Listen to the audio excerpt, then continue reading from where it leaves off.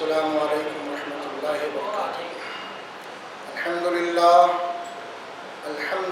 نحمده ونستعینه ونستغفره ونؤمن به ونتوکل علیہ ونعوذ باللہ من شرور انفسنا ومن سیئات اعمالنا من يهده الله فلا مضل له ومن يضلل فلا هادي له ونشهد أن لا إله إلا الله وحده لا شريك له ونشهد أن محمدا عبده ورسوله الذي أرسله الله بالحق بشيرا ونذيرا. أما بعد، قال الله تبارك وتعالى: أعوذ بالله من الشيطان الرجيم، بسم الله الرحمن الرحيم. يا أيها الناس اتقوا ربكم الذي خلقكم من نفس واحدة وخلق منها زوجها وبث منهما رجالا كثيرا ونساء واتقوا الله الذي تساءلون به والأرحام إن الله كان عليكم رقيبا. قال تعالى: يا أيها الذين آمنوا اتقوا الله حق تقاته ولا تموتن إلا وأنتم مسلمون. وقال تعالى: يا أيها الذين آمنوا اتقوا الله وقولوا قولا سديدا يصلح لكم أعمالكم ويغفر لكم ذنوبكم ومن يطع الله ورسوله فقد فاز فوزا عظيما. وقال النبي صلى الله عليه وسلم: النكاح من سنتي، وفي رواية أخرى: ومن رغب عن سنتي فليس مني. وقال النبي صلى الله عليه وسلم: الدنيا كلها متاع وخير متاع الدنيا المرأة الصالحة. وقال النبي صلى الله عليه وسلم: واتقوا الله في النساء. صدق الله العظيم وصدق رسوله الكريم صلی اللہ علیہ وسلم. محترم معزز بزرگوں اور دوستوں، بسپردہ خواتین، اصلاح معاشرہ سے متعلق جو ہمارے موضوع چل رہا ہے، اس میں ازواجی زندگی، عائلی زندگی اور خصوصیت کے ساتھ شادی بیاہ سے متعلق مسلمانوں میں جو بگاڑ پیدا ہوا ہے اور اس کے جو مضر اثرات معاشرے میں جو پھیلے ہوئے ہیں، انشاءاللہ تبارک و تعالی اسی کے متعلق گفتگو ہو رہی ہے. جو آیات کریمہ پڑھی گئی ہیں یہ عموماً ہر خطبہ نکاح کے موقع کے اوپر پڑھی جاتی ہے، خطبہ مسنون ہے، اور اسی کے تحت نبی رحمت صلی اللہ علیہ وسلم کے ارشادات. آگے بڑھنے سے پہلے اصولی اور بنیادی باتیں بھی آپ کے گوشے گوار کرنا ضروری سمجھ رہا ہوں. سب سے پہلے ایک مسلمان اور غیر مسلم میں جو بنیادی فرق ہے وہ آپ کے سامنے رکھنا چاہتا ہوں. مسلمان، اس کا ایمان اللہ پہ، نبی پہ، کتاب پہ، آخرت پہ. مسلمان اسے کہتے ہیں جو ہر معاملے میں جو بھی کام اور عمل کرنا چاہتا ہے اس کی پہلی سوچ یہ ہونی چاہیے: جو کام میں کرنے جا رہا ہوں میرے اللہ نے، میرے رسول نے، قرآن نے میرے لیے کیا احکامات کے یا کیا ہدایت دی. پہلی سوچ ایک مسلمان کی ہونی چاہیے، اور یہی وہ سوچ ہے ایک مسلم اور غیر مسلم میں بنیادی طور پہ فرق پیدا کرتی ہے. یہ غیر مسلمان وہ نہیں سوچتا ہے کہ وہ قرآن میں کیا ہے، رسول کیا ہے، اسے معلوم ہی نہیں. ایک بنیادی فرق ہے. یہیں سے ایک مسلم اور ایک غیر مسلم کا ایک فرق واضح ہو جاتا ہے. اگر یہ سوچ مسلمانوں کے درمیان میں نہیں ہے، جو کام کرنا ہے، جو کام کرنا چاہتے ہیں، اگر وہ نہ کتاب، نہ نبی، نہ شریعت، اس کی طرف ذرا سی بھی ان کی توجہ نہیں ہے، بلکہ غیر مسلمین کی طرح وہ جو من مانے کرنا چاہتے ہیں، تو عند اللہ، اللہ کے پاس وہ مسلمان کہنا کے لائق نہیں ہے۔ دنیا میں ان کا نام مسلمان جیسا ہو سکتا ہے، ہم بھی انہیں مسلمان ہی کہیں گے، لیکن اللہ کے پاس وہ حقیقی مسلمانوں کے زمرے میں قطعی طور پہ داخل نہیں ہو سکتے۔ یہ بات ذہن میں رکھیے۔ اسی لیے ان آیات میں جو بات کہی گئی ہے، سب سے پہلے سورہ آل عمران کی آیت اس موقع پہ پڑھی گئی، یا ایھا الذین آمنوا اتقوا اللہ وقولوا قولا سدیدا۔ اس میں بھی ایمان والوں سے اللہ تعالیٰ مخاطب ہیں، اے مومنو، ایمان والو، اللہ سے ڈرو جیسا کہ اس سے ڈرنے کا حق ہے، اللہ کا تقوی اختیار کرو جیسا کہ حق ہے۔ اب یہ تقوی کیا ہے، ہم اس کو عام زبان میں سمجھنے کی کوشش کریں گے۔ قرآن مجید میں کثرت سے اس لفظ کو استعمال کیا گیا ہے، تقوی۔ تقوی کے معنی اصل میں بچنے کے آتے ہیں، بچنا۔ تو ہم یہاں پہ اس کا آسان ترجمہ یہ کریں گے کہ اے مسلمانوں، اللہ کی نافرمانی سے بچتے ہوئے یہ زندگی گزارو۔ اور بھی ہم اس کو آسان کر دیں گے، اے مومنوں، اے مسلمانوں، اللہ کی ناراضگی سے بچتے ہوئے زندگی گزارو۔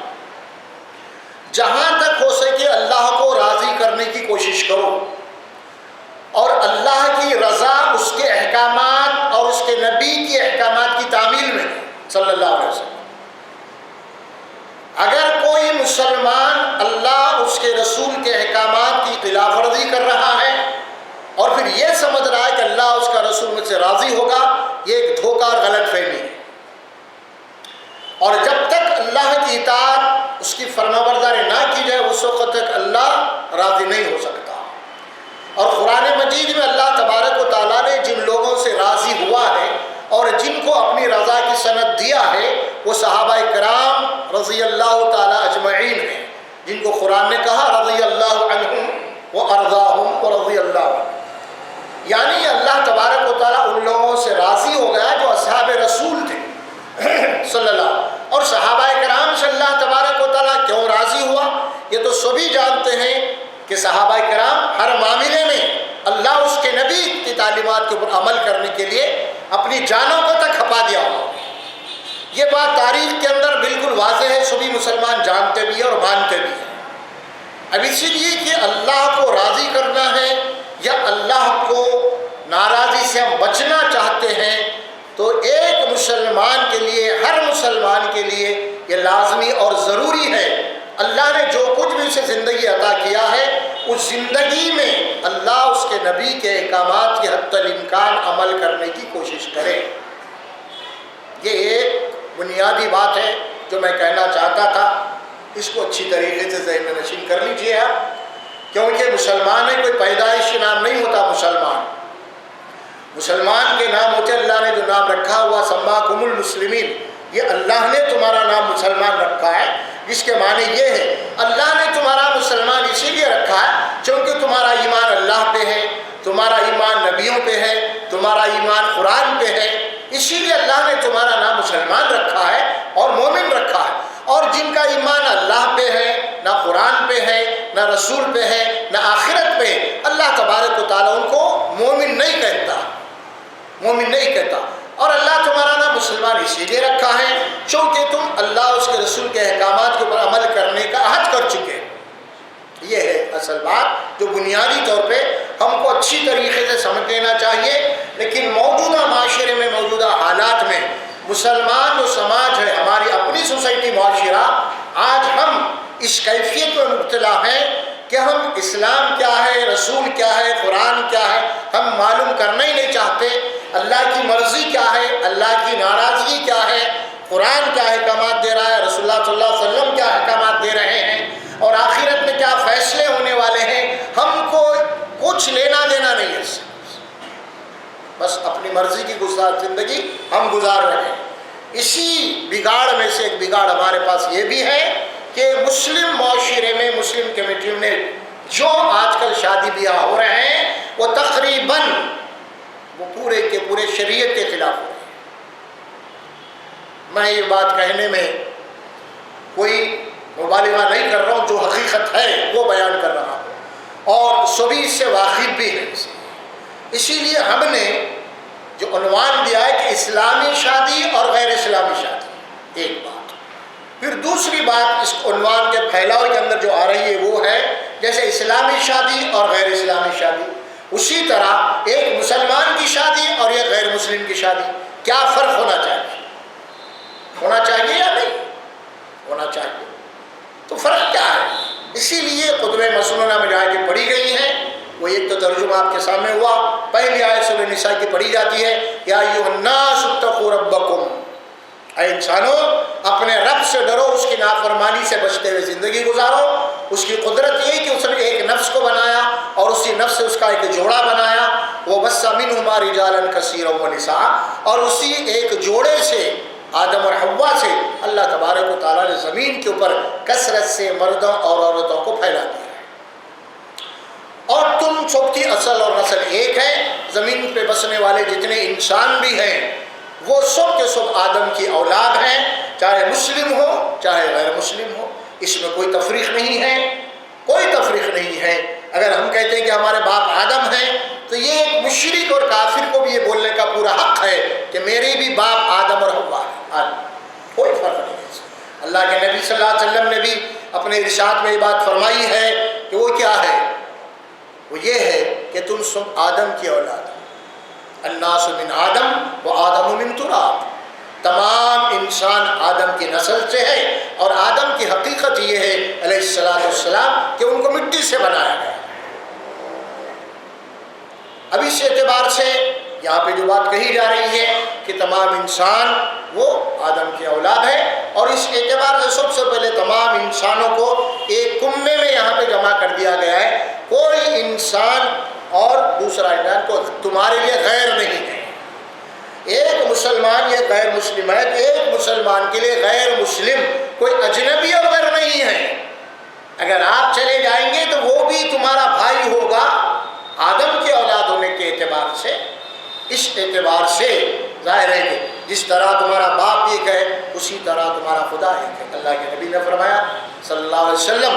اس کے بعد فرمایا قرآن مجید کی آیت میں اس میں کہ اللہ سبحانہ وتعالیٰ بَثَّ مِنْهُمَا رِجَالًا كَثِيرًا وَنِسَاءً وَاتَّقُوا اللَّهَ الَّذِي تَسَاءَلُونَ بِهِ وَالْأَرْحَامَ، کہ ڈرو اس اللہ سے جس کا نام لے کے تم رشتے اور ناطے مانگتے ہو، رشتے طے کرتے ہو، اور رشتوں کو توڑنے کے بارے میں اللہ سے ڈرو، اللہ کی نافرمانی سے بچو، بے شک اللہ تبارک و تعالیٰ تمہارے اوپر پوری طریقے سے نگران ہے۔ دوسری آیت پڑھی جاتی ہے یا ایھا الذین آمنوا، اب ایمان والوں سے خطاب ہے، اے ایمان والو اللہ سے ڈرو جیسا کہ اس سے ڈرنے کا حق ہے، اس کی نافرمانی سے بچتے ہوئے رہو، اور یاد رکھو ولا تموتن الا وانتم مسلمون، تمہیں موت نہ آئے، اور جب کبھی بھی تمہیں موت آئے وہ موت تمہاری اللہ اور اس کے نبی کے احکامات کے اوپر عمل کرتے ہوئے تمہاری جان جانی چاہیے۔ جب فرشتے تمہارے روح قبض کرنے کے لیے آئیں گے، جان لینے کے لیے آئیں گے، اس وقت تمہارا عمل جو ہے اسلام پہ ہونا چاہیے، تبھی تمہارے لیے کامیابی ہے۔ مسلمان اسی کو کہتے ہیں جب کبھی بھی تمہاری موت آئے، جہاں کہیں بھی تمہاری موت آئے، وہ موت کی حالت اختتام تمہارا اسلام کے اوپر عمل کرتے ہوئے ہونا، وہی موت دراصل اللہ کے یہاں کامیابی والی ہے۔ تیسری آیت سورہ احزاب کی پڑھی جاتی ہے یا ایھا الذین آمنوا اتقوا اللہ۔ اب اس میں قابل غور بات یہ ہے کہ یہ تینوں آیات اللہ کے نبی صلی اللہ علیہ وسلم نے اس نکاح کے لیے انتخاب کیا ہے قرآن مجید سے، تینوں مقامات سے بھی، تینوں آیات میں بھی یہ اللہ سے ڈرنے کی آیات ہے، تینوں تقویٰ،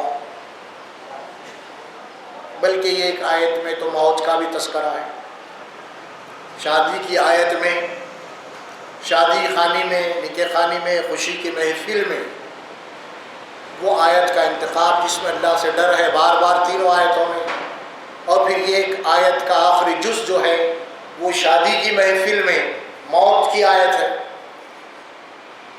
یہ سوچنے والی بات ہے، کیونکہ اگر خدا نہ خواستہ اس خوشی کی محفل میں اگر کوئی موت کے اوپر گفتگو کرے تو کیا بولتے لوگ؟ نہیں ارے بھائی کیا کالی زبان نکال رہے ہیں آپ، بولے یہ خوشی کا موقع ہے موت. ہاں لیکن اللہ کے نبی صلی اللہ علیہ وسلم رحمت للعالمین اس خوشی کی محفل کے لیے اس میں موت والی آیت کا انتخاب کیا ہے.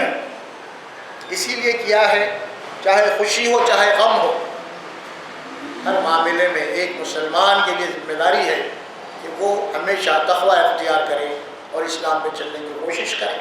پہلی بات. دوسری بات یہ ہے کہ موت کا معاملہ، نہ موت خوشی کو دیکھتی نہ غم کو دیکھتی، نہ موت نہ بچے کو دیکھتی نہ بوڑھے کو دیکھتی، نہ موت نہ غریب کو دیکھتی نہ امیر کو دیکھتی. موت موت ہے، کہیں بھی آ سکتی ہے، کسی بھی وقت آ سکتی ہے. اسی لیے ہر وقت ہر حالت میں تم موت کے بعد کی زندگی کی تیاری میں لگے رہو.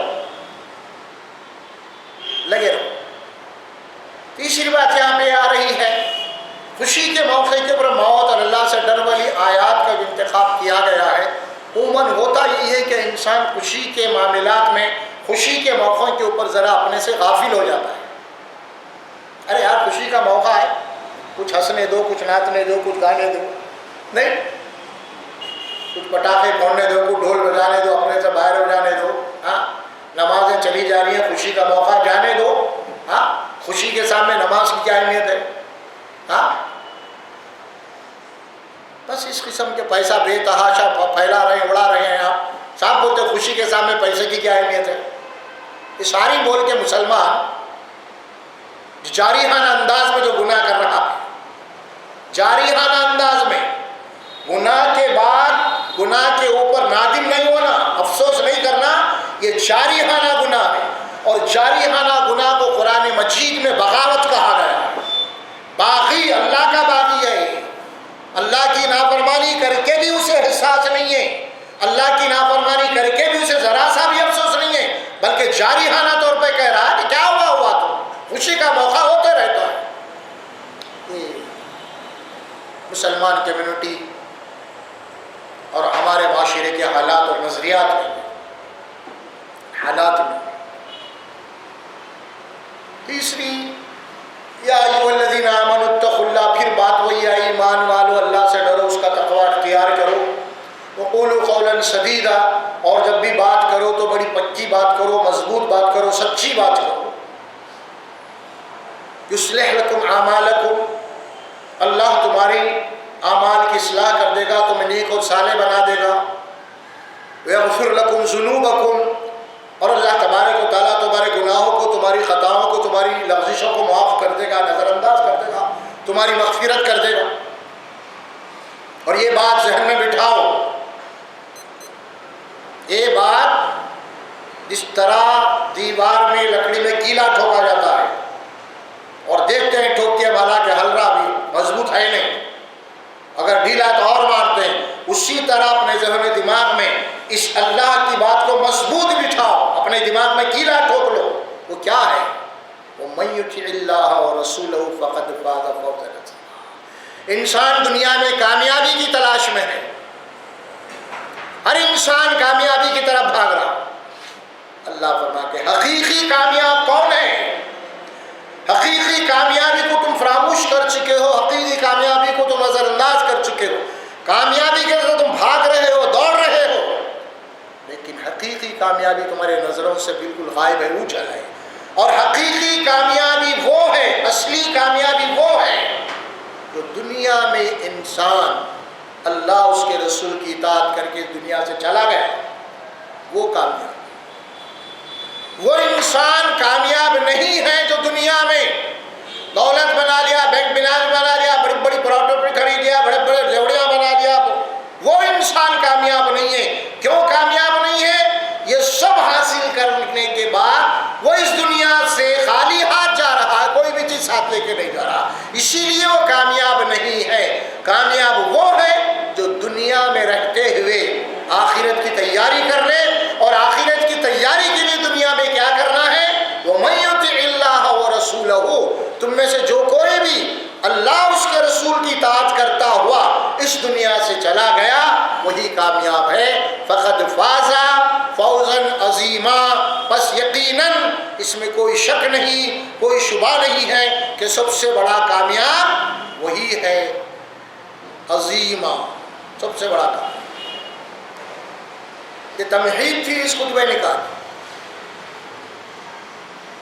پھر اس کے بعد نبی رحمت صلی اللہ علیہ وسلم کا ارشاد اس محفل کے لیے، حدیث کے دو علیحدہ علیحدہ ٹکڑے ہیں اس میں۔ ایک حدیث کا ٹکڑا ہے النکاح من سنتی، دوسری حدیث کا ٹکڑا ہے فمن رغب عن سنتی فلیس منی۔ یہ نکاح میں پڑھی جاتی ہے، جس کا ترجمہ مطلب اور مفہوم یہ ہے نکاح کرنا میرا طریقہ ہے، میرا عمل ہے، میری سنت ہے۔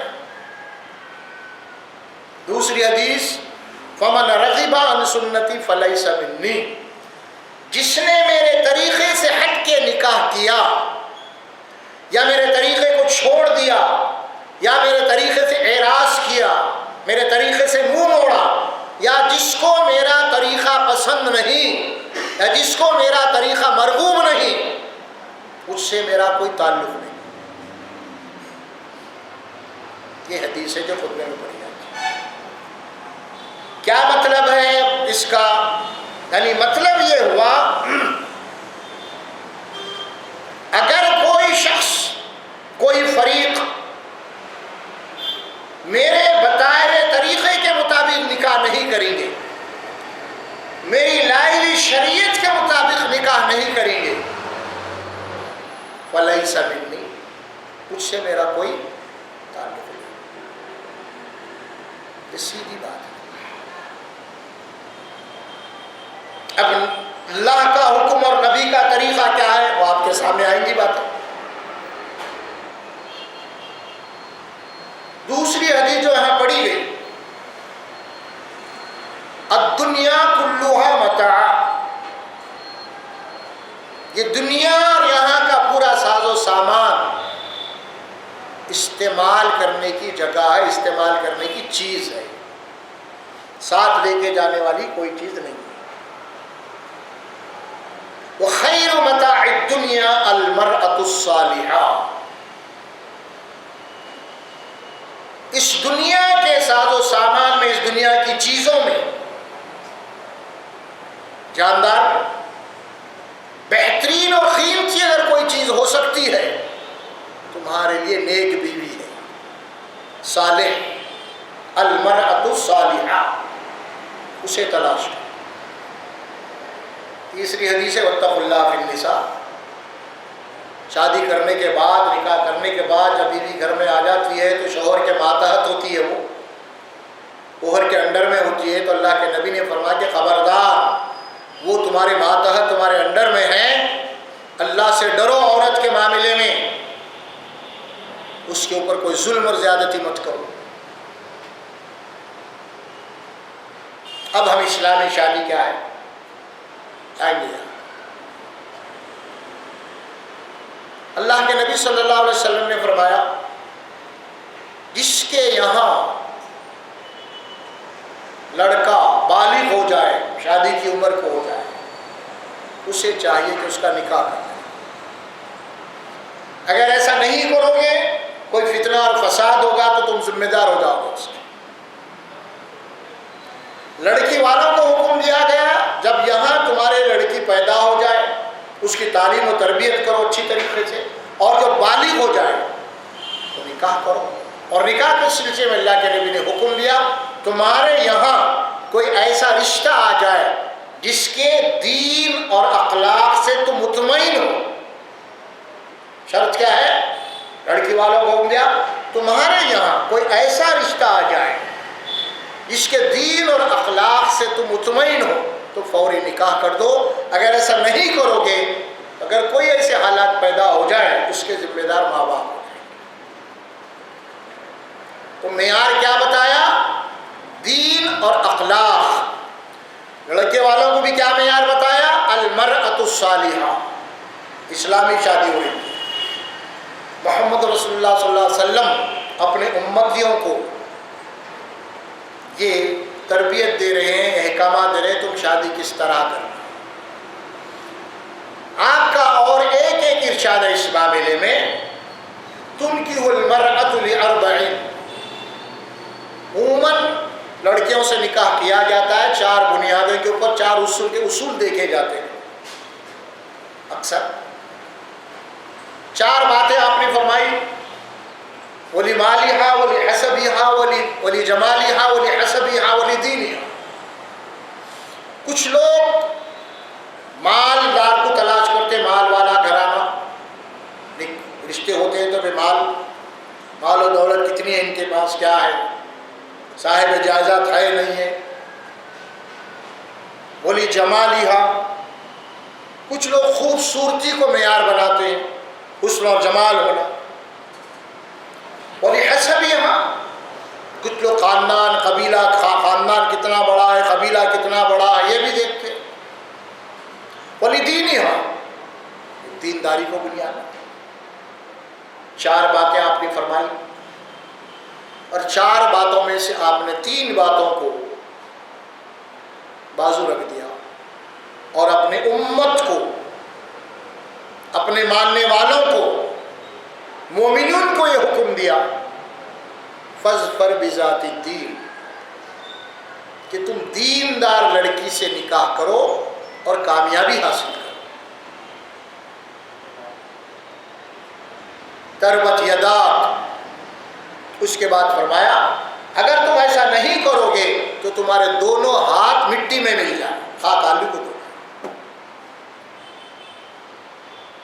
کہ اسلامی شادی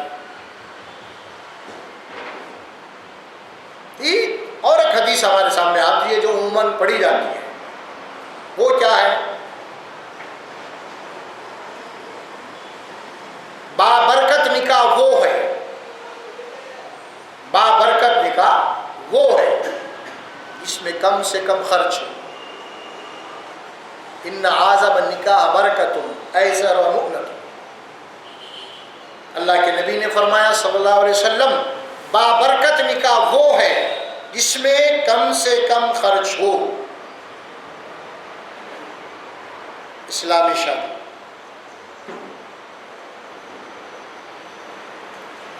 اور ایک حدیث ہمارے سامنے آ رہی ہے، وہ یہ ہے، نکاح کو آسان کرو تاکہ زنا مشکل ہو جائے، اسلامی شادی۔ نکاح کو آسان کرو، زنا مشکل ہو جائے۔ بابرکت نکاح وہ ہے جس میں کم خرچ ہو۔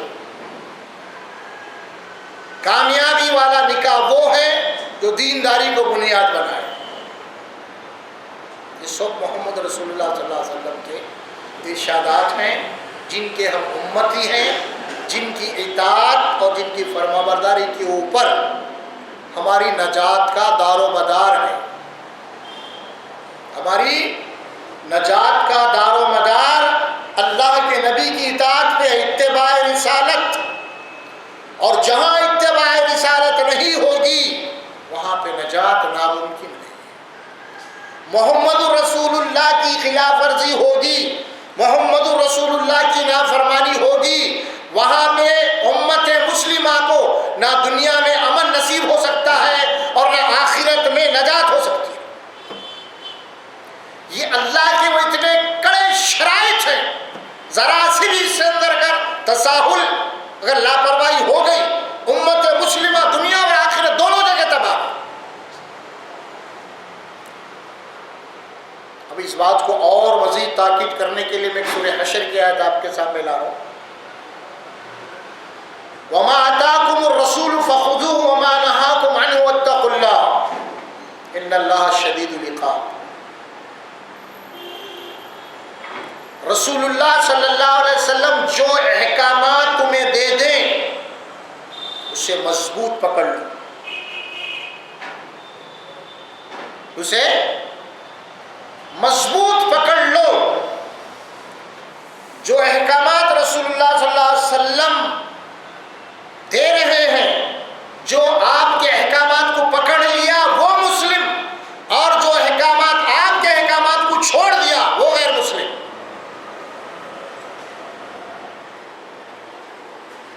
وَخُذُوهُ، پکڑو مضبوط۔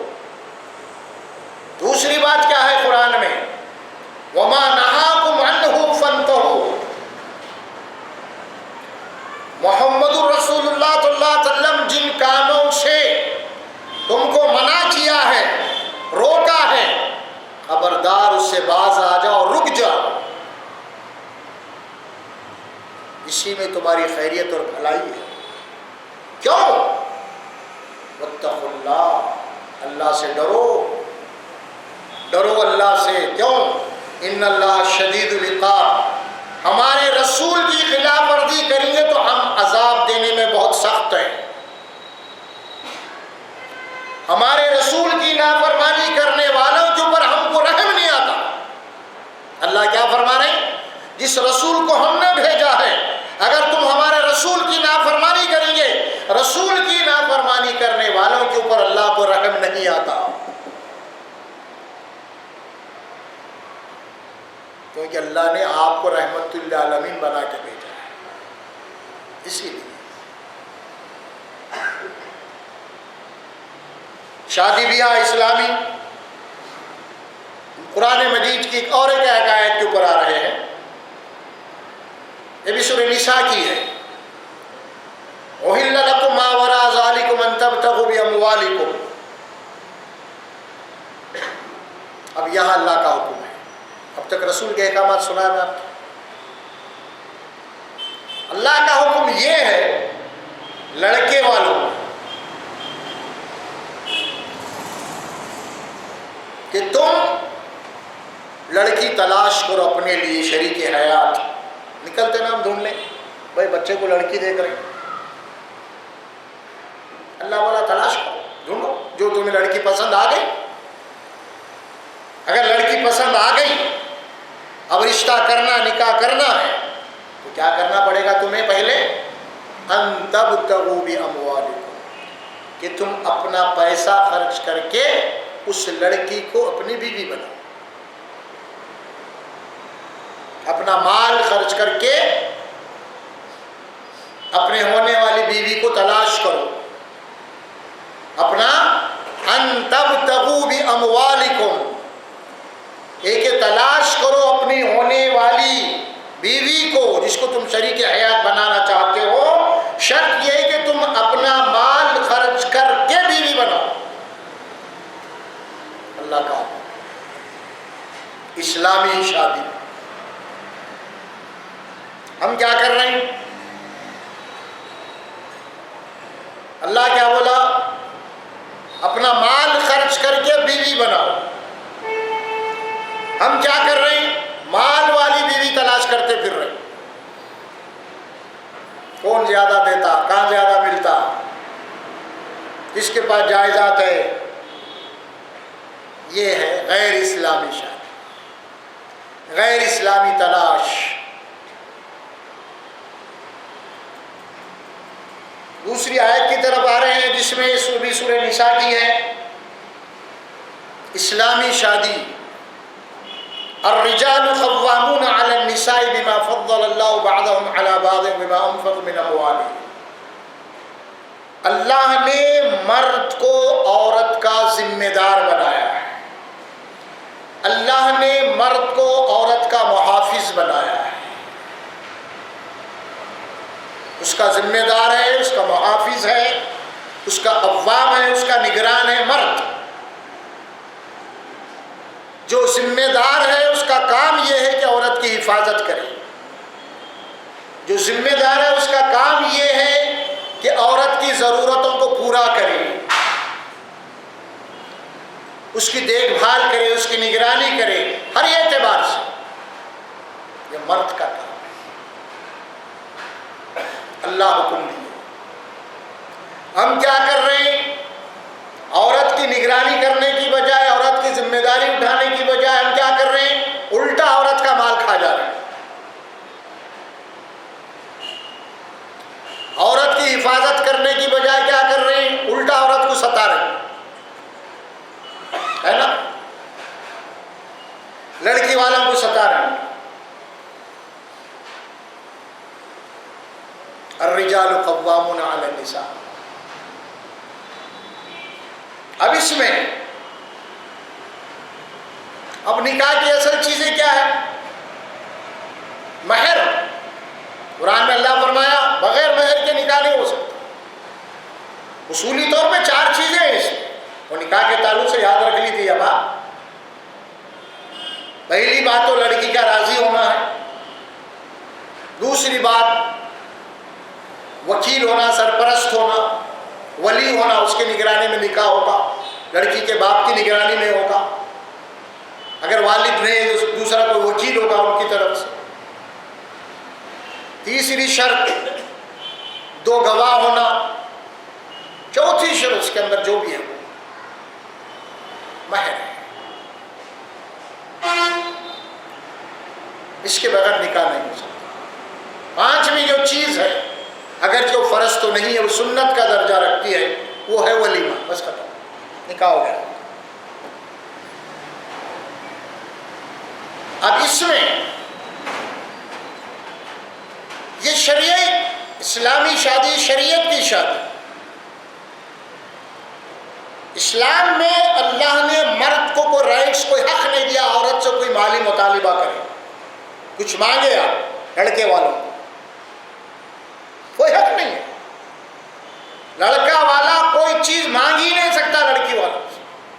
اسلامی جو نظام قانون ہے اللہ نے جو بنایا اپنی کتاب میں، ہاں لڑکی کو اللہ نے حق دیا ہے کہ وہ شادی سے پہلے جس سے نکاح کرنا چاہتی ہے، جو نکاح اس سے کرنا چاہتا ہے، لڑکی کا یہ حق ہے کہ لڑکی ہونے والے شوہر سے مانگ سکتی ہے، اور وہ مانگنے کے بعد اگر شوہر اس کو نہیں دے رہا، اگر نہیں دیا تو وہ نکاح نہیں ہو سکتا اسلامی روح سے۔ اسی کا نام ہے مہر، اسی کا نام مہر ہے۔ کون مانگ رہے ہیں؟ لڑکی مانگ رہی نا مہر۔ اگر انہیں نہیں دیتا ہوں بولا تو ہوتی شادی؟ یہ اسلامی قانون ہے، اسلامی شادی ہے، مسلمان کی شادی ہے۔ غیر اسلامی شادی، غیر مسلم کی شادی کیا ہے؟ غیر اسلامی غیر مسلم کی شادی یہ ہے کہ لڑکا لڑکی والوں سے مانگتا، جتنا مانگا اگر نہیں دیے لڑکی والے تو وہ شادی نہیں ہو سکتی۔ اگر آج مسلمان بھی یہی کام کر رہا، لڑکی والوں سے مانگ رہا، جوڑے کی رقم مانگ رہا، زیور مانگ رہا، دال جہیز مانگ رہا، اور کیا کیا کی مانگ رہا ہے، اور لڑکی والے نہیں دے رہے یا دینا چاہ رہے مگر جتنا مانگ رہے اتنا ہم سے نہیں ہو سکتا بول رہے، تو لڑکے والے کیا بول رہے ہیں؟ تو پھر یہ نکاح نہیں ہو سکتا، یہ نکاح نہیں ہو سکتا۔ کون بولا یہ پہلے؟ یہ کافر بولا پہلے، مشرک بولا تھا، اب یہ مسلمان بول رہا۔ غیر اسلامی شادی، غیر مسلمان کی شادی یہ ہے۔ آج کا مسلمان بھی یہی کر رہا ہے، نام مسلمان ہے لیکن کام پورے غیر مسلم کے، مشرکوں کے، کافروں کے، اور اسلام کے قوانین کو چیلنج کر رہا ہے۔ اللہ بولے بغیر مہر کا نکاح نہیں ہو سکتا، انہیں بول رہا نہیں بغیر جوڑے کی رقم کے نہیں ہو سکتا۔ باضابطہ لڑکی والوں چھوڑ کے آ جاتے گھر، نہیں بھئی اب اتنے سامان دیتے بولے، اتنا دیتے بولے اتنا، یہ ہم مانگے، اس میں کمی بھی ہو تو نہیں ہو سکتا، آپ کی بچی کو آپ رکھ لو، آپ کی بچی کو آپ رکھ لو، اگر یہ سب مانگ رہے ہیں دیے تو پھر بچی ہم نکاح کرتے، نہیں تو نہیں۔ تو یہ کیوں، کس کا قانون ہے بھائی؟ غیر مسلموں کا ہے، ہندوازم کا ہے۔ آج مسلمان وہی کر رہا ہے۔ اللہ کے قانون کے مطابق اگر لڑکی بول رہی مہر، ارے لڑکی والے مہر بول دیے بھائی 1 لاکھ ہونا، ارے کہاں سے دیتے بھائی؟ ہمارے خاندان میں ہمارے بابا ہمارے بھائی 11,000 میں نے 1 لاکھ کون دیتے؟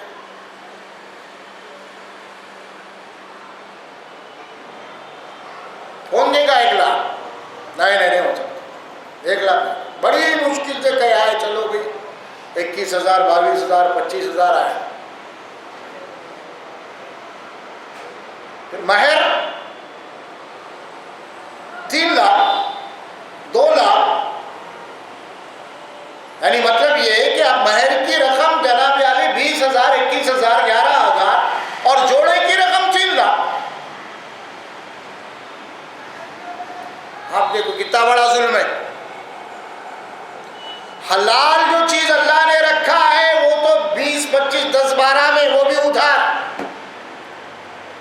شیطان جو اصول کر رہا ہے وہ نقد. اب شیطان تو نہیں ہے نا، اب شیطان کی شکل میں دولہے میاں بیٹھے ہوئے.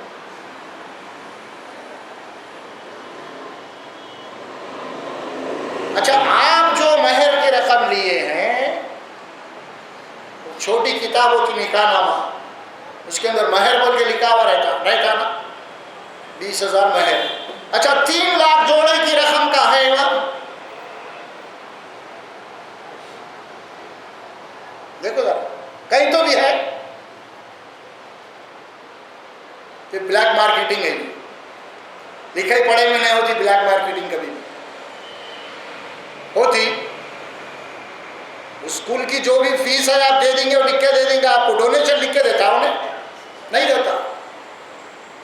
تو یہ بھی وہی ہے، بلیک مارکیٹنگ، رشوت، حرام خوری. شادی نہیں ہے تو شادی نہیں، کہیں بھی نہیں ہے نکاح نامہ میں، کوئی کالم نہیں ہے. کیا حساب سے لے رہے ہیں؟ سب کو معلوم ہے، نہیں معلوم بول کے نہیں، سبھی کو معلوم ہے یہ چیز غلط ہے، شریعت کے خلاف ہے، یہ اسلامی نہیں ہے. سب ہر مسلمان کو معلوم ہے، جاہل رہن دو، پڑھا لکھا رہن دو، مفتی رہن دو، عالم رہن دو، سب کو معلوم ہے کہ سب جانتے پوچھتے کر رہے ہیں. اور اللہ کے پاس جانتے پوچھتے غلطی کرنے والے کو معافی نہیں ہے.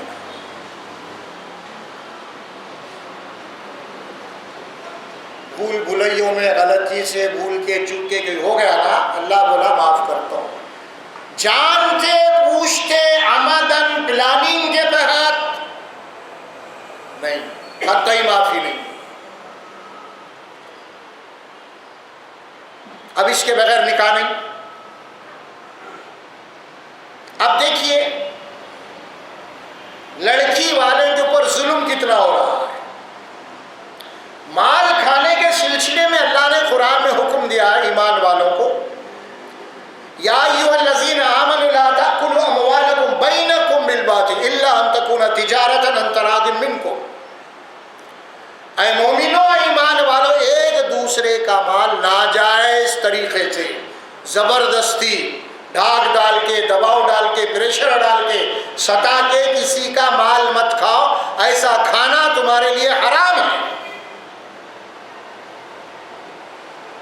الا ان تکون تجارت. ہاں، مال کھانے کے جو اصول ہے وہ یہ ہے، کوئی بزنس ہے، کوئی تجارت ہے، اور ایک دوسرے کو تجارت کر رہے ہو، اس میں جو نفع آ رہا ہے، لیکن اس میں بھی شرط یہ ہے کہ جو نفع تم کھا رہے ہو سامنے والا راضی رہنا. اس زبردستی سے بزنس میں بھی آپ نفع نہیں کھا سکتے. آپ کوئی مال کا شارٹیج کر دیا، روک دیے، جناب 10 کی چیز 20 میں بیچ رہے ہیں آپ، کیوں بھائی کہیں بھی نہیں مل رہا، میرے پاس ہی ہے.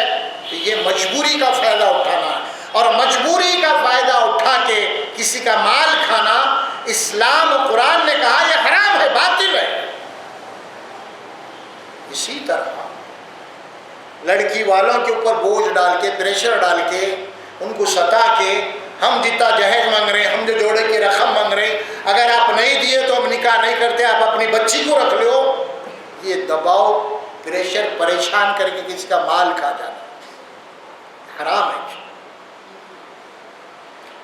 اور حرام کھانے والوں کے متعلق اللہ کے نبی صلی اللہ علیہ وسلم نے فرمایا، لا يدخلون الجنت جسدا غذی بالحرام. وہ جسد، وہ جسم جو حرام غذا کھا کے پلا ہے، وہ جنت میں داخل نہیں ہو سکتا.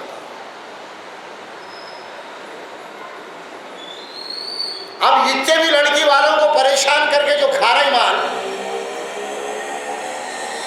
اس میں لڑکا بھی شامل ہے، لڑکی کے ماں بھی، لڑکے کے بابا بھی، لڑکی کے بہنا بھی شامل ہے.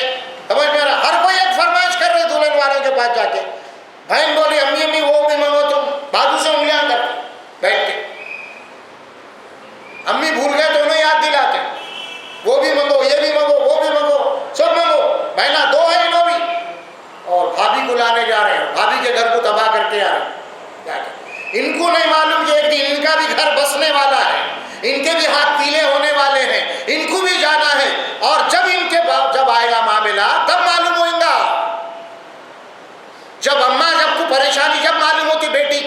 اب دوسری بیٹی کو جب لا رہے ہیں آپ، جب آپ کی بیٹی کے دن آئیں گے ہاتھ پیلے ہونے کے، اس وقت جو اللہ بھیجیں گا آپ کے گھر کو، تب معلوم ہوگا جیسے کو ویسی کرنی، جیسے کو ویسا۔ اس وقت افسوس کریں گے، اے ماں کہاں سے لانا ہمارے پاس کہاں ہے، یہ کیا ہے وہ کیا ہے۔ ارے بھائی ذرا رحم کرو، ذرا سوچو، ہمارے گھر والے وہ ہے، کوئی بھی کمانے والا ہے۔ جب یاد نہیں آیا، بہو لانے گئے خود میں آپ کو، ہاں بہو لانے گئے خود تو تمہارے پیرش نہیں ڈر رہے تھے زمین پہ، ہاں کیا میرا بیٹا معذور ہے، کوئی کانا ہے، کوئی لنگڑا ہے جو ایسے اٹھا کے دے دوں گی میں، ہاں اچھا ہے، گورا ہے، گنڈا ہے، خوبصورت ہے، پڑھائے لکھائے ہو، سب وصول کرنا ہے میرے کو۔ ماں میرے تو بہت بڑے ارمان ہیں میرے بیٹے کے تعلق سے، بہت کرنے والی ہو میرے بیٹے، دھوم دھام سے باجا بجانے والے ہو، دھوم دھام سے شادی کرنے والے ہو، دھوم دھام سے جناب عالی لڑکی والوں کا گھر تباہ کرنے والی ہوں میں، سمجھا؟ یہ کئی ارمان ہیں، اور ظاہر ہے کہ اس معاملے میں اس حرام خوری کے اندر، اس حرام مال جو لے رہے ہیں، جتنے لوگوں کا بھی اس کے اندر انوالومنٹ ہے، چاہے لڑکا لڑکے کی ماں باپ بھائی بہنا کوئی بھی ہو، وہ سب کے سب اللہ فرماتے ہیں وَمَن يَفْعَلْ ذَلِكَ عُدْوَانًا وَظُلْمًا فَسَوْفَ نُصْلِهِ نَارًا، ان قریب یقیناً ان سب کو جو ظلم اور زیادتی کیے ہیں، ان سب کو میں نار آگ میں داخل کروں گا۔ اللہ کی بات، کوئی بچنے والا نہیں۔ غیر اسلامی شادی، بارات لے کے جاؤں گی، وہ کروں گی، یہ کروں گی، ویسا دوں ایسا دوں، یہ وہ سب پورے کا پورا غیر اسلامی تصورات، غیر مسلمانوں کے نظریات، غیر مسلمانوں کی شادی۔ اسلام میں کوئی بارات کا تصور ہی نہیں ہے، سیدھی سادی شادی اسلام۔ عشرہ مبشرہ صحابی ہیں جن کا نام حضرت عبد الرحمن بن عوف رضی اللہ تعالیٰ، یعنی جن کو اللہ کے نبی نے دنیا میں جنت کی بشارت دی تو ان کو کہا جائے عشرہ مبشرہ، جن میں سے ایک صحابی کا نام ہے عبد الرحمن بن عوف۔ یہ مکی مہاجر صحابی تھے، مدینہ جب چلے گئے اور مکے سے ہجرت کر کے جو صحابہ گئے تھے بالکل خالی ہاتھ تھے، کچھ نہیں تھا، ان کے گھر دار سب چھوڑ کے آ گئے تھے اللہ کے دین کے اوپر چلنے کے لیے۔ اللہ کے نبی صلی اللہ علیہ وسلم مدینے کے ایک صحابی کے ساتھ آپ کے مواقعات کرا دی، بھائی بنا دیا، اور صحابی حضرت عبد الرحمن کو لے کے اپنے گھر چلے گئے۔ اللہ کے نبی نے کہا کہ آج سے آپ میرے بھائی ہیں، اور باغ کو لے گئے، ادھر گھر جائیداد ہے، بتا دیا یہ میری جائیداد ہے، میرا باغ ہے، آپ میرے بھائی ہیں، آدھی جائیداد آپ کی آج سے، آپ بھائی ہیں میرے۔ وہ صحابہ کی قربانی تھی۔ عبد الرحمن بن عوف بولے اللہ آپ کے مال اولاد میں اور برکت عطا فرما دے، یہ مال آپ کے پاس رکھیے، آپ مجھے ایک راستہ بتا دیجئے کہ مدینے میں بازار کہاں لگتا ہے۔ یہاں پہ آپ بازار گئے اور وہاں پہ پنیر کے کاروبار کیا، تجارت۔ کچھ سالوں کے بعد عبد الرحمن بن عوف پنیر کی تجارت کر کے مدینے کے سب سے بڑے تاجر بنے۔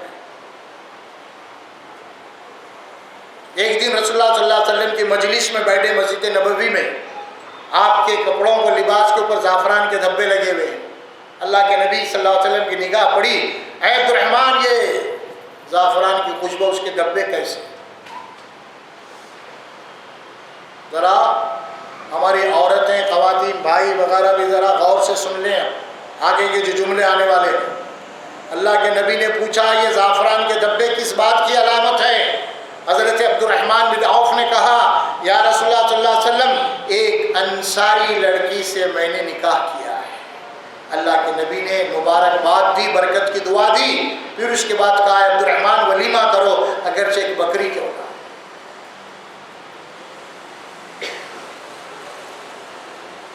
یہ نکاح آسمان کے نیچے زمین کے اوپر تمام انسانوں میں سے افضل ترین یہ 10 لوگ تھے، ان 10 میں سے ایک صحابی ہے، ان کا نکاح ہو رہا ہے۔ اس نکاح میں رسول اللہ صلی اللہ علیہ وسلم شریک نہیں ہے۔ مدینہ کوئی حیدرآباد کو اتنا بڑا نہیں تھا، بالکل مسجد نبوی کے قریب آبادی، نکاح ہو رہا کسی کو نہیں معلوم۔ اللہ کے نبی پوچھے تو بات بولی معلوم ہو رہا ہے. اگر غلط ہوتا، بارات ہوتی، دعوت ہوتی، لے کے جانا ہوتا شادی میں، اللہ کے نبی صلی اللہ علیہ وسلم غضبناک ہو جاتے. اے عبد الرحمن تم نے ایسا نکاح کیا کیوں جو ہم کو اطلاع نہیں ہے، یہ تو شریعت کے خلاف ہے، آپ غضبناک ہو جاتے. لیکن چونکہ شریعت کے خلاف نے شریعت کے مطابق نکاح تھا، آپ برکت کی دعا دیے اور جو کرنا تھا اس کا حکم دیے. عبد الرحمن ولیمہ کرو، اگرچہ کہ آپ حیثیت کے مطابق اگر ایک بکری ہے تو بکری سے کر دو. آج پوچھو نا کیا 1 مہینے 2-3 مہینے سے تیاریاں ہو رہی ہیں. ہاں ہزاروں رخے دیکھ رہے ہیں، چھاپ رہے ہیں، یہ رخا وہ رخا، آ رہا 50 کا رخا، وہ یہ کیا کی چھپ رہے، کیا کی تیاریاں ہیں. یہ دعوت وہ دعوت، ان کو بگڑے ادھر بھاگ کوئی چھٹ گیا تو پریشانی، کسی پہنچی نہیں پریشانی، خدا نہ خواستہ کوئی سلسلے کے ہے، حضرت قبلہ کو اطلاع نہیں ملے تو پوری شادی برباد ہو جائیں گی ہماری. سمجھ میں آ رہا یہ وہ ساری، یا رسول اللہ کو اطلاع نہیں ہے تو صحابہ کو پرواہ، یہاں تو ہے بھائی کیسا ہم کو بھلا دیے. ہاں کرے کیسا تم نکاح ہماری اطلاع کے بغیر. ہاں یہ لگ ڈال پوروں کو شکنجے میں لے کے بیٹھے ہوئے. ذرا بھی انہیں اگر کمزور ہوگا بھاگا بولے تو جناب علی پھر ایک لائف لائن کم ہو جاتی ان کی.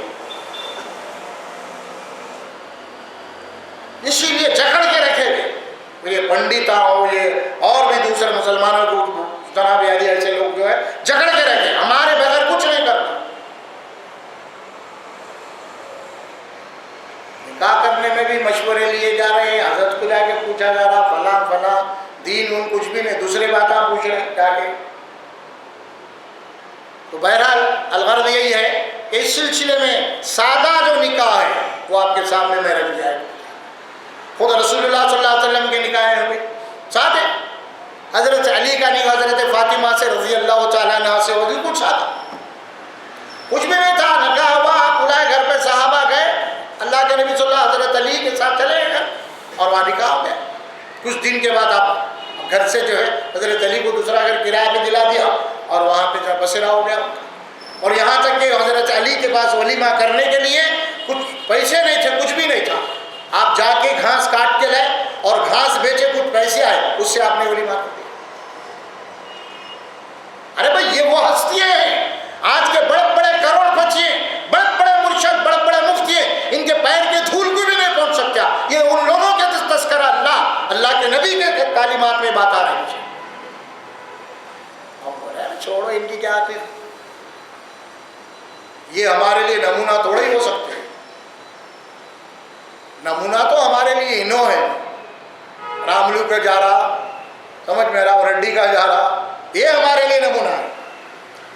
غیر مسلم مشرک ہمارے لیے نمونہ ہے. یہ نہیں کہا، سوچو نکاح کو آسان کرو تاکہ زنا مشکل ہو جائے. آج کیا ہو گیا بھائی، نکاح مشکل ہے یا زنا مشکل ہے؟ آج اللہ کے نبی نے کیا بات فرمائی تھی؟ نکاح کو آسان کرو زنا مشکل ہو جائے. دونوں میں سے کوئی ایک چیز آسان رہے تو وہی اسی کا چلن چلے گا. نکاح آسان ہے تو نکاح کا چلن چلے گا، اور زنا آسان ہوگا تو زنا کا چلن چلے گا. اب چونکہ نکاح مشکل ہو گیا اور زنا آسان ہو گیا، آج زنا عام ہے ہر جگہ. زنا پہلے مخصوص اڈے ہوتے تھے زنا کے کچھ، اب کوئی اڈے اڈے نہیں ہے، ختم ہو گئے، عام ہو گئے. کیوں ہوا؟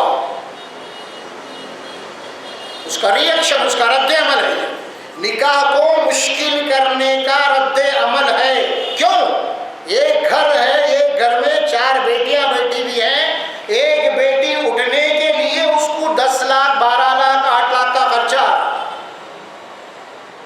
ایسا 2 لاکھ 3 لاکھ جوڑے کی رقم کو مانگ لے رہا انہیں. ایک 5 تولے 10 تولے سونا مانگ لے رہا ہے.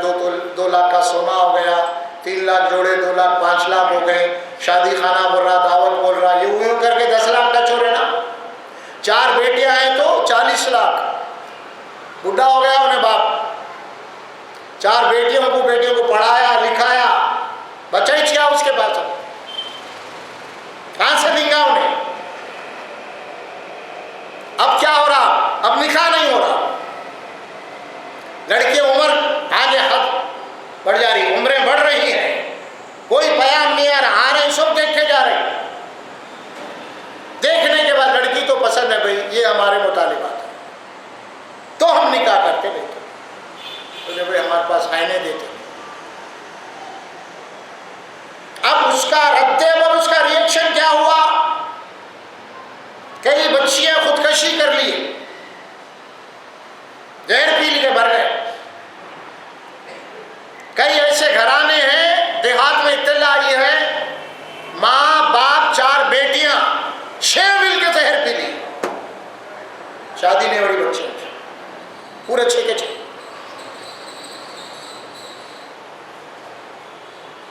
کئی ایسے بچیاں ہیں پڑھے لکھے، تعلیم میں سب کچھ ہے، لیکن پیسہ نہیں ہے، غیر مسلموں سے شادی کر لی.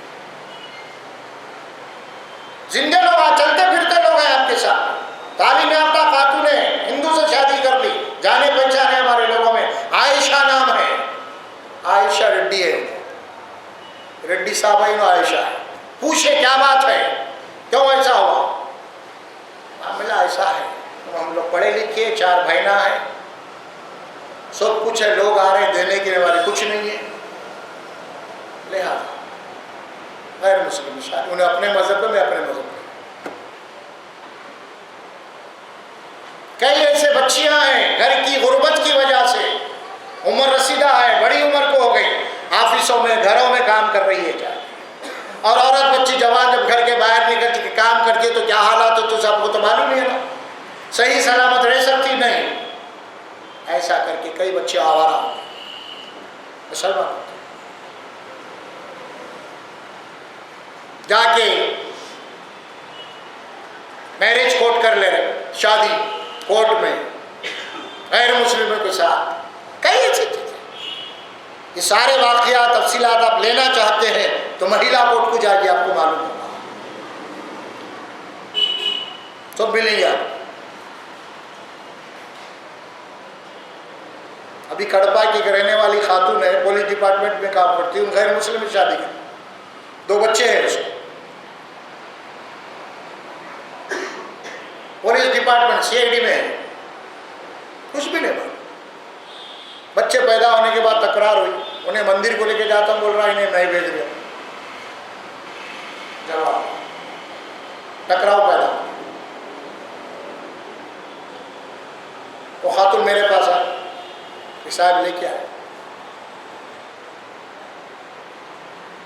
اب اس کے جو ہم مشورہ دینا تھا ان کو دیے، ان کے ماں باپ کے پاس بھی بھیجے، کچھ لوگوں کو سلا کے، ارے ایسا ایسا ہو گیا آپ کی بچی، بھائی وہ کس کے ساتھ تو بھی رہے تو انہیں اچھی رہے تو بس، وہ ہندو رہے تو کچھ ہم کو تعلق نہیں. ماں باپ بول رہے میں ڈیل کراؤں کیسے؟ رمضان سے پہلے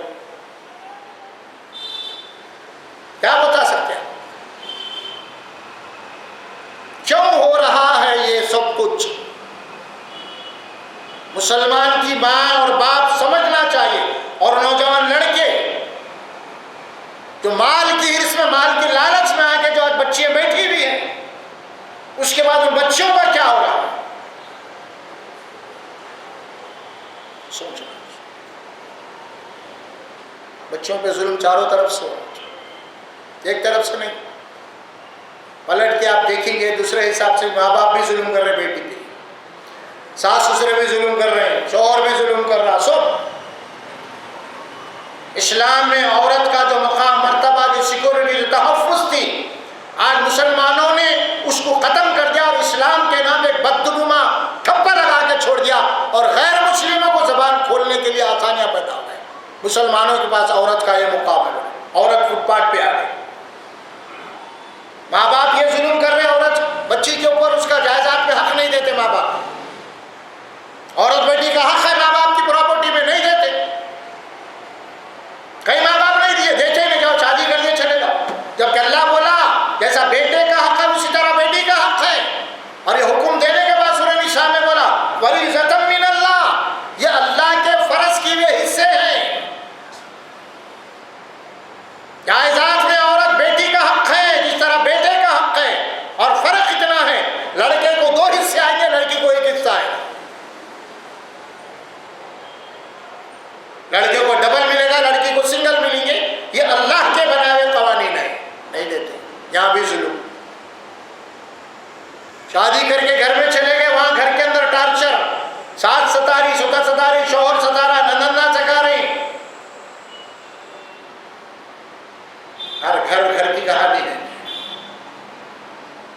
کبھی تو ایسا بھی ہو رہا ہے کہ لڑکی پیدا ہو گئی بھائیوں سے گھر میں، ارے لڑکی ہوئی بہو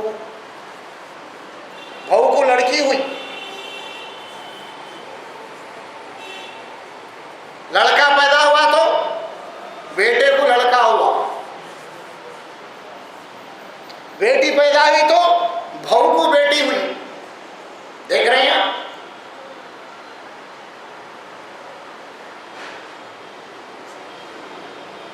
پھر دوسری پیدا ہو گئی تو اور ذرا چہرہ لٹک گیا، اور بات ظاہر گھرانے میں تو یہ ہو گئے، اب دو ہو گئے، تیسری بات اگر لڑکی پیدا ہوئی تو میں تجھے گھر سے نکال دوں گی اوپر رساس، شوہر کو راہ چھوڑ دیتا ہوں تیرے کو۔ اس کے ہاتھ میں کیا ہے؟ اس کے ہاتھ میں کیا ہے؟ وہ بیچاری جو ہے بڑی جان پہ سے کھیل کے جنم دی کسی کو، اس کا تو احساس ہی نہیں ہے تمہارے، ہاں؟ پھر آپ اس کو وارننگ بھی دیے، یہ ظلم اور بہت بڑا ظلم ہو رہا۔ اسلام میں نکاح آسان ہے، طلاق مشکل ہے، لیکن کیا کر دیے؟ طلاق کو آسان کر دیے، نکاح کو مشکل کر دیے۔ بیٹھے بیٹھے طلاق ہو جا رہا، باہر ہے لڑکا، وہاں سے بول دے رہا فون پہ طلاق طلاق طلاق طلاق، 3 طلاق، وہ 3 مہینے کا خرچہ نفقہ لے لینا، گھر کے باہر چلے جانا، چلو۔ بیچاری ڈری ہوئی سہمی ہوئی، تو بچے یہ گھر رہے میں نکل جاؤ، بول رہے کہاں جاؤں، کدھر جاؤں، ہاں؟ میرے مرنے سے پہلے میرے باپ کا انتقال، شادی سے پہلے میرے باپ کا انتقال ہو گیا، بڈھی ماں جاؤں کدھر، کیا کرا؟ اب یہ ہجوم ہے اس کے دماغ پہ، ہاں؟ فوری مفتی صاحب کے پاس گئے، مولوی صاحب کے پاس، مولانا ایسا معاملہ ہے، فون آیا، شوہر 3 طلاق بول کے، طلاق طلاق بول کے، 3 مہینے کا خرچہ لے کے چلے جانا، کہتے گھر سے میں تم بالکل لے کے چلے جانا بول دو تم، ارے یہاں بھی ہے تو وہی حال ہے، ہاں؟ بولا یہ تو مولانا ہے، کچھ رائے دیں گے، کچھ ہوں گا، میرا سہارے کے لیے میں آئی، ہاں؟ یہاں تو ساس بھی ڈرا رہی، جاؤ بول رہی، انہیں بھی ڈرا رہی، ادھر فون بھی آ گیا، ادھر بھی آ گیا، یہاں ہے تو یہاں پہ بھی رہو، بالکل صحیح ہے، تم چلے جانا۔ جاؤں کہاں مولانا، میرا باپ بھی نہیں ہے، بڈھی ماں ہے، کہوں کہاں، ادھر جاؤں، ادھر بھی جاؤ، یہی حکم ہے تمہارے لیے۔ ہاں نہیں، گھر کے باہر نکل گئی بیچاری، یہاں بیٹھی وہاں بیٹھی، کہ یہ رشتہ دار وہ رشتہ دار، ظاہر ہے عورت کے ساتھ جب شوہر جدا ہو جاتا ہے تو شیطان لگ جاتا ہے، یہاں گئی وہاں گئی، ادھر گئی ادھر گئی، بہرحال کہیں بھی سہارا نہیں ہے بیچاری کو۔ پرانے سلیہ اسکول کے پڑھے ہوئے کچھ لوگ مل گئے، کبھی ان سے مشورے، یہ وہ، کوئی بچی تھی عیسائی دوست تھی ان کے کالج کی، اور چل بھائی پریشان کہیں کو ہے، آج ہم لوگ چرچ کو جا رہے ہیں، چلو فادر سے ملیں گے، فادر کے پاس گئے، ایسا ایسا فادر نے، فادر سر پہ ہاتھ رکھے، پوری عزت دی، اس کو بٹھائے، بیٹی بیٹھو، تم کو یہاں پہ کوئی پریشانی نہیں ہے، کوئی چنتا کی ضرورت نہیں ہے، سمجھا؟ تم یہاں پہ امن سے رہ سکتی ہو، کھا سکتی ہو، سب ہمارے پاس ذمہ داری ہے، سمجھ میں آ رہا؟ وہ بچی کا ایک قسم کا دل باغ باغ ہو گیا، سکون ملا، اور چرچ میں رہ گئی۔ پھر اس کے بعد اس کو کپڑے اتار کے سفید کپڑے پہنا دیے، گلے میں سلپ لگا دیے، نند بنا کے چھوڑ دیے۔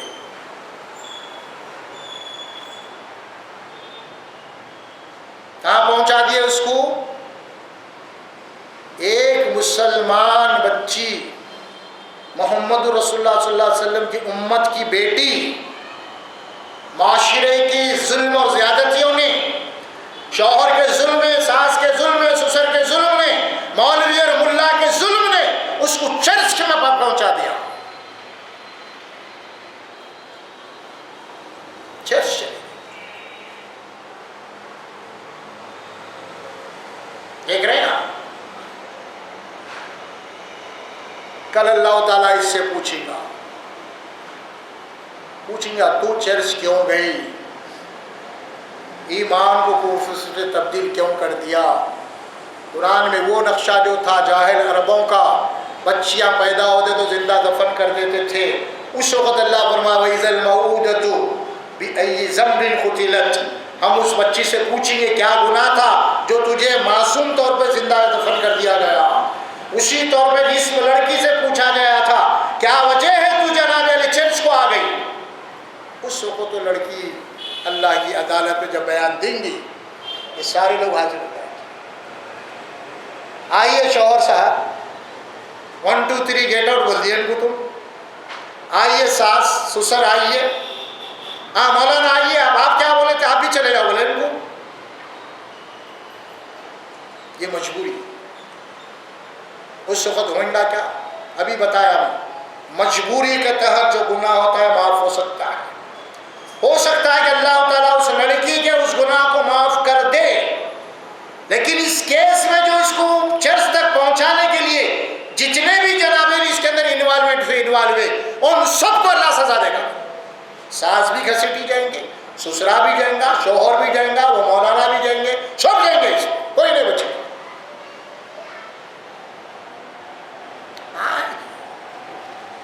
کیا کر رہا مسلمان؟ کیا کر رہا مسلمان؟ پھر کہاں ہے مسلمان؟ اسلامی شادی غیر اسلامی شادی، مسلمان کی شادی غیر مسلمان کی شادی. اللہ سے آپ رحم کی دعا کر رہے ہیں. اللہ کیوں رحم کرے گا آپ کی؟ کیسے رحم کرے گا؟ تمہارا ظلم اتنا ہے کہ تم تو دوسری قوموں کے لیے ایک ماڈل ہونا چاہیے تھا. امت مسلمہ ہے، امت مسلمہ دوسرے امتوں کے ایک ماڈل ہے، نمونہ ہے، اور تم خود اس قدر برباد ہو گئے، تباہ ہو گئے. اسلام کو بدنام کیا، قرآن کو بدنام کیا، رسول کو بدنام کیا، دین رحمت کو بدنام کیا تم نے، اور اللہ کے راستے میں آنے والوں کو روکا تم نے. جب تم خود ایسا کریں گے قرآن کے ماننے والے، اور جو آنے والے کیا سوچیں گے؟ بھائی کیا ہے اسلام میں، کیوں جانا؟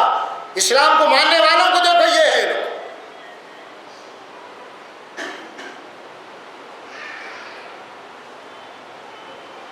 ابھی بھی وقت گیا نہیں، اللہ مہلت دیا ہے.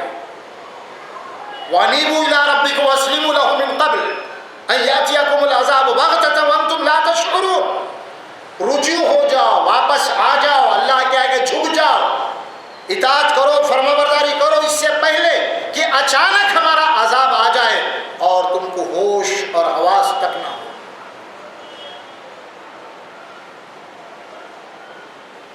یہ سب سننے کے بعد بولتے رہتے جی اپنا کام اپن کرنا، سمجھے؟ کیونکہ ہمارا مزاج ایسا بن چکا ہے، جب تک ہم کو پکڑ کے کوئی مارا نہیں اس وقت سدھرنے والے نہیں دکھ رہے. واز بیان سننے کے بعد بھی نہیں سدھرتے، جب تو آخری ہوئے نا تب پنشمنٹ.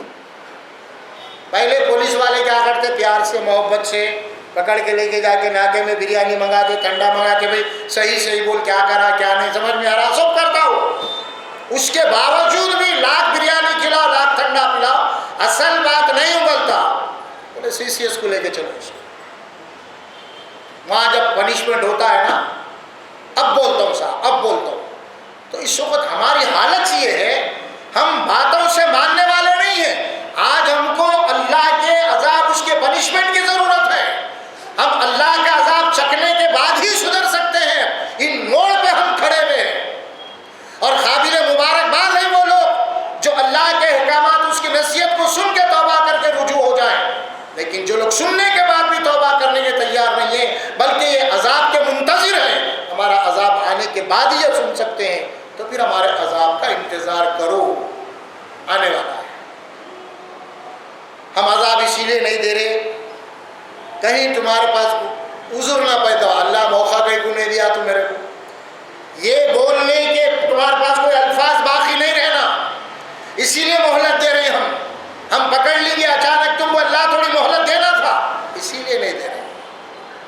ہمارا عذاب پوری طریقے سے آ جائے تمہارے اوپر، ہماری حجت پوری طریقے سے ہو جائے تمہارے اوپر، ہر اعتبار سے ہو جائے، اخلاق سے ہو جائے، قرآن سے ہو جائے، رسول سے ہو جائے، ہر طریقے سے حجت ہو جائے، اور کسی بھی طریقے کا عذر ہمارے پاس تمہارا قابل قبول نہ ہو. ہم وہ انتظار کر رہے ہیں، اللہ کا مانو بس، اور کچھ انتظار کرو.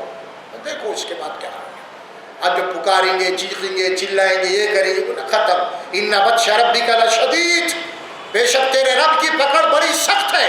جب کسی قوم، کسی آدمی کو اللہ پکڑ لیتا ہے تو پھر چھوڑتا نہیں اس کو. چھوڑنا اس کے قانون میں نہیں ہے، مہلت دینا اس کے قانون میں ہے، ڈھیل دینا اس کے قانون میں ہے، پکڑنے کے بعد چھوڑنا اس کے قانون میں نہیں ہے. اس کی زندگی مثال اللہ نے فرعون کو دی، بہت مہلت دیا. جب ڈوب رہا تھا سمندر میں اس وقت بولا اللہ اب میں کلمہ پڑھتا ہوں. نہیں، پکڑنے کے بعد چھوڑنا ہمارے قانون میں نہیں ہے. مہلت دینا تھا، بہت دے دی ہم تجھے. مہلت ہمارے قانون میں ہے اور اسی قانون کے تحت ہم کو مہلت مل رہی ہے. جب پکڑ آئیں گی چھوڑنا ممکن نہیں، چھٹنا ممکن نہیں. وقت آنے سے پہلے توبہ کیجئے، اللہ تبارک و تعالیٰ کی طرف رجوع ہو جائیے، ایک مسلمان کی زندگی گزاریے اور اپنے عمل سے لوگوں کو اسلام کی دعوت دیجئے. آپ اسلام کا آئیڈیل بنیے. اسلام کا آئیڈیل بننے کے بعد آپ کا عمل کتاب اور سنت کے مطابق ہوگا تو غیر مسلم آپ کے اسلام کی طرف خود بخود توجہ کریں گے. ارے کتنا اچھا ان کا مذہب ہے، بولے کتنی اتنی شادی ہے، نہ کسی کو تکلیف ہے، نہ کسی کوئی بارات ہے، نہ کوئی باجا ہے، نہ کوئی پٹاخے ہے، نہ کوئی دام ہے، نہ کوئی دہیج ہے، نہ لڑکی والے پریشان ہیں، کچھ نہیں ہے، شادی سیدھی. جب ایسے شادیاں مسلمانوں کی ہو جائیں گی تو غیر مسلم بولیں گے دیکھو مسلمان کی شادی کتنی اچھی ہے، کتنی اچھی ہے. جب بولے بھائی ایسا کیوں کر رہے شادی، تم ناچ رہے گا رہے کیوں نہیں؟ بھائی ہمارا کتاب ایسی ہے، ہمارے رسول امن کے ہے، ہماری آواز سے بھی تکلیف نہیں ہونا، ہماری زبان سے تکلیف نہیں ہونا، کسی چیز سے دوسروں کو تکلیف ہونا ہی نہیں. مسلمان کے معنی وہ ہے، ہمارا اسلام یہ ہے. ارے اتنا اچھا اسلام ہے آپ کا، بھائی میرے کو بھی بتاؤ اب کیا ہے رسول کی تعلیمات. جب اسلام میں آئیں گے بھائی تو اپن اسلام کے لیے ڈنڈا لے کے بیٹھے ہوئے ادھر کدھر آ رہا، بھائی خود پریشان ہو مسلمانوں کے. یہ حالت پہ اپن اس وقت.